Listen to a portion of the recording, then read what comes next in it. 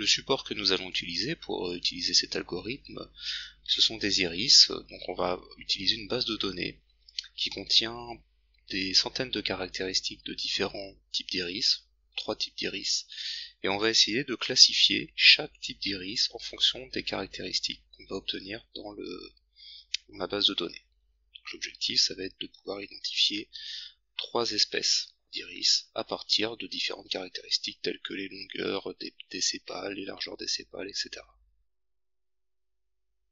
Lorsqu'on souhaite mettre en place un algorithme de machine learning sur des données qu'on souhaite analyser, la première chose, c'est d'analyser le type de données qu'on considère. On peut avoir par exemple des données qui sont liées à du texte, des données qui sont liées à du son, des données qui sont liées à des images, et en fonction du type de données qu'on va utiliser, eh bien il va falloir préparer le format de ces données pour pouvoir les intégrer dans un modèle.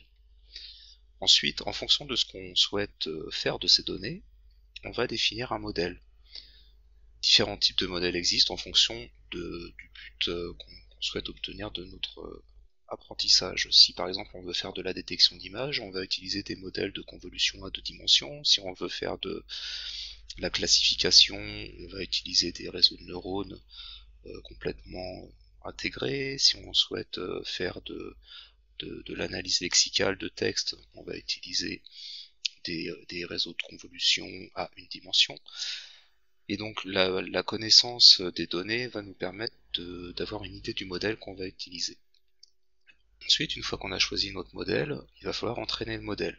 L'entraînement du modèle se fait à partir des données qu'on aura préalablement préparées, et on réservera toujours une part des données pour l'entraînement du modèle, et l'autre part des données pour la dernière étape qui permet d'évaluer les performances du modèle. Si on ne réserve pas des données spécifiques pour l'évaluation des performances et qu'on utilise l'ensemble des données pour entraîner le modèle et évaluer les performances sans faire de distinction entre ces 2 types de données, les données d'entraînement et les données d'évaluation, on risque de créer un algorithme qui va tout simplement faire du par cœur. Et le but, c'est pas d'apprendre par cœur à identifier des données, le but c'est de pouvoir percevoir des caractéristiques propres aux données pour, lorsqu'on a des nouvelles données, en extraire, pouvoir les classer par rapport à d'autres.